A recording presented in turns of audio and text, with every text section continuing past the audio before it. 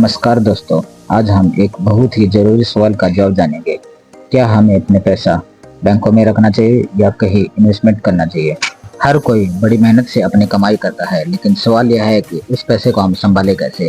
Video को अंत तक जरूर देखें, क्योंकि इसमें हम अब बैंक सेविंग और इन्वेस्टमेंट के ऑप्शन दोनों की तुलना करके बताएंगे कि आपके लिए क्या बेहतर है।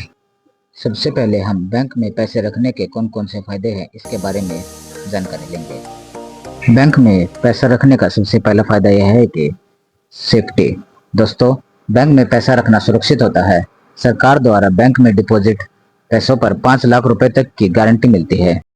बैंक में पैसा रखने का दूसरा फायदा है कि लिक्विडिटी। दोस्तों, अगर आप बैंक में पैसा रखते हैं तो आप जब चाहे उस पैसे को निकाल सकते हैं, एटीएम या मोबाइल बैंकिंग द्वारा। बैंक में पैसा रखने का तीसरा फायदा यह है कि आप अपने सेविंग अकाउंट में जो पैसा रखते हैं उसके ऊपर आपको बैंक 3 से 4% तक का सालाना ब्याज देती है। बैंक में पैसा रखने का चौथा सबसे बड़ा फायदा यह है कि इसमें इन्वेस्टमेंट की तुलना में किसी भी प्रकार का कोई रिस्क नहीं रहता। दोस्तों, अब हम बात करेंगे कि बैंक में पैसा रखने से कौन कौन से नुकसान होते हैं। दोस्तों, हम सभी जानते हैं कि महंगाई हर साल 6% से लेकर 7% तक बढ़ती है, लेकिन अगर हम अपना पैसा बैंकों में रखते हैं तो उसे हमें 3% से लेकर 4% तक का ही ब्याज मिलता है। यानी कि हम अपना पैसा बैंकों में रखते हैं तो इसमें हमारा ही नुकसान होगा, क्योंकि महंगाई हर साल 7% तक बढ़ेगी। दोस्तों, अगर हम अपना पैसा बैंकों में रखते हैं तो इसमें हमारा पैसा सिर्फ सुरक्षित रहेगा, कोई भी लॉन्ग टर्म ग्रोथ नहीं होगी। दोस्तों, अब हम बात करेंगे कि निवेश क्या होता है। पैसों को कहीं इस उम्मीद में लगाना कि वह भविष्य में बढ़कर वापस आए। आसान भाषा में बात की जाए तो आज आप कुछ पैसा निवेश करते हैं ताकि भविष्य में वह पैसा बढ़कर वापस आए।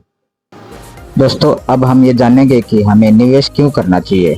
सबसे पहले बात की जाए दोस्तों, हमारा निवेश किया हुआ पैसा ग्रो कर जाए। हर साल महंगाई 6% से बढ़ती है। अगर आप अपना पैसा निवेश नहीं करेंगे तो उसे महंगाई खा जाएगी। निवेश का सबसे बड़ा उद्देश्य यह है कि भविष्य की जरूरतों को पूरा करना, यानी कि जैसे कि बच्चों की पढ़ाई, रिटायरमेंट प्लान आदि। निवेश का सबसे बड़ा कारण है इमरजेंसी। दोस्तों, आपातकालीन सिचुएशन में यही आपकी मदद करेगा। दोस्तों, अगर निवेश की बात की जाए तो निवेश 2 प्रकार के होते हैं, एक बिना रिस्क वाला और एक रिस्क वाला। अब हम बात करेंगे बिना रिस्क वाला निवेश। बैंक में निवेश कर सकते हैं, सेविंग अकाउंट और एफडी वगैरह। इसके बाद आप गोल्ड में निवेश कर सकते हैं, और कुछ सरकारी योजनाएं भी हैं जिसमें आप निवेश करते हैं, जैसे पीपीएफ, एनपीएस, सुकन्या समृद्धि योजना।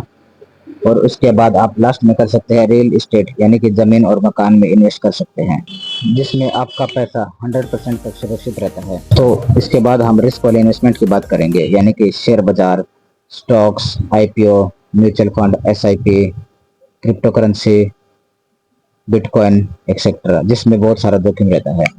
दोस्तों, अब हम इन्वेस्टमेंट से होने वाले रिस्क के बारे में जानेंगे। पहला, मार्केट रिस्क। दोस्तों, शेयर मार्केट और म्यूचुअल फंड में बहुत सारे नुकसान हो सकते हैं। इसके लिए आपको प्रॉपर नॉलेज और प्रॉपर जानकारी होना बहुत ही जरूरी है, ताकि आप निवेश कर सके।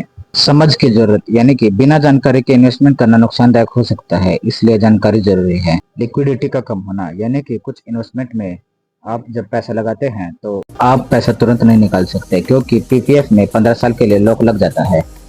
उम्मीद है दोस्तों आपको यह वीडियो पसंद आया हो। वीडियो को अंत तक देखने के लिए आपका धन्यवाद।